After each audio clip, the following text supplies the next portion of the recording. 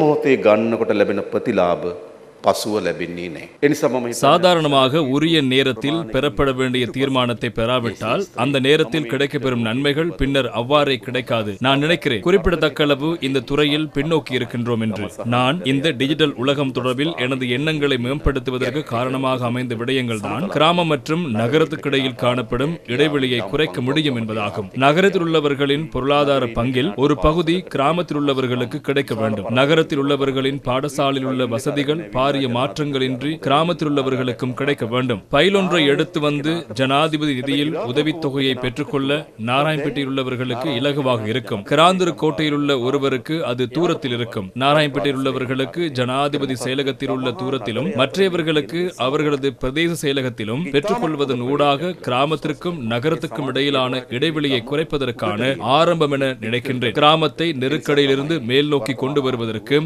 இந்த டிஜிட்டல் மயமாக்கல் மிக முக்கியமானது. அதனால்தான் தற்போதைய அரசாங்கம் மிக கூடுதல் அவதானத்தை செலுத்தியுள்ளது. எமது நாட்டின் நாணயத்தாளின் பயன்பாட்டை குறைப்பதற்கு எதிர்பார்க்கும் நிலையில் அதற்காக கௌபே தளம் மிகவும் வலுவானதாக அமையும். எப்போதும் மிகவும் கூடுதல் சிரமத்துடன் செயற்பட்டு காலத்தை வீணெடுக்க வேண்டிய தேவை வேண்டுமா? ஒன்று பஸ் தரிப்பிடத்தில் பஸ்ஸில் அல்லது அலுவலகத்தில் வீண் அலைச்சல் ஏற்படும் வாழ்க்கை மனிதர்களுக்கு தேவையில்லை. எல்லோருக்கும் கலாசாரத்துடன் கூடிய வாழ்வு தேவை. இன்று எமது நாட்டு மக்களை எடுத்துக்கொண்டால் இந்த கலாசார வாழ்க்கையை வாழ்வதற்கு எவ்வளவு நேரக்காலம் இருக்கிறது? காலையில் எழும்பி வேலைக்கு சென்று மாலை வந்து உறங்கிவிட்டு மீண்டும் எழும்புவதுதான் இன்றுள்ள துர்பாக்கியமான நிலை. அதனால் டிஜிட்டல் மயப்படுத்தும் வேலை திட்டத்தை நாம் வெற்றியடைய செய்ய வேண்டும். அதன் முக்கியமான திருப்புமுனை தான் டிஜிட்டல் அடையாள அட்டை. அதன் தகவல் பாதுகாப்பு தொடர்பில் நாம் அனைவருக்கும் கடமைப்பட்டுள்ளோம். வெளிப்படை தன்மை, வினைத்திறன், கலாசார வாழ்வு, கிராமத்திற்கும் நகரத்துக்கும் இடையிலான முரணை இல்லாமல் செய்தல், இவை அனைத்தையும் பார்க்கும்போது டிஜிட்டல் மயப்படுத்தல் எமது நாட்டை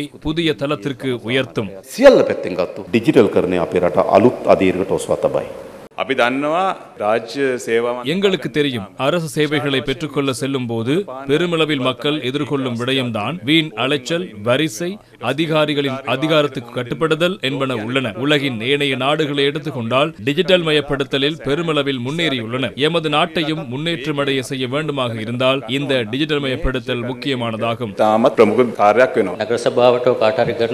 நகர சபைக்கோ அரசாங்கத்திற்கோ செலுத்த வேண்டிய தொகையை செலுத்திவிட்டு அதற்கான பத்திரம் ஒன்றை பெற்றுக்கொள்வதற்கு கூடுதலானோர் விரும்புகின்றனர். அவ்வாறுதான் பழகியுள்ளனர். அதுதான் நம்பிக்கை. எவ்வாறு டிஜிட்டல் பண செலுத்துகையில் எவ்வாறு அந்த நம்பிக்கை ஏற்படுத்துவது? இணையதளம் ஊடாக செலுத்தப்படும் அந்த கொடுப்பனவுக்கு இலத்திரனியல் கொடுப்பனவு பத்திரம் தகவலாக கிடைக்கும் போது நம்பிக்கை கட்டியெழுப்பப்படும். தனது பணம் உரிய இடத்திற்கு சென்றுள்ளது என்ற நம்பிக்கை ஏற்படுவதோடு குறித்த கொடுப்பனவின் பாதுகாப்பு இந்த கௌபே எனும் செயற்பாட்டில் உறுதிப்படுத்தப்படுகிறது. இதனை இலகுவாகவும் குறைந்த செலவிலும் டிஜிட்டல் மயப்படுத்தல் செயற்பாட்டில் மிக முக்கிய செயற்பாடாகும்.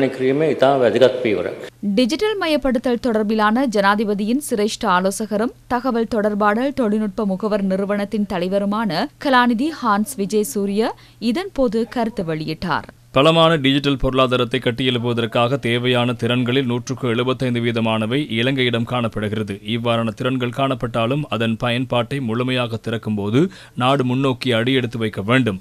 அத்தோடு எதிர்வரும் 3 வருடங்களுக்குள் அதனை முழுமையாக பூர்த்தி செய்ய வேண்டும்.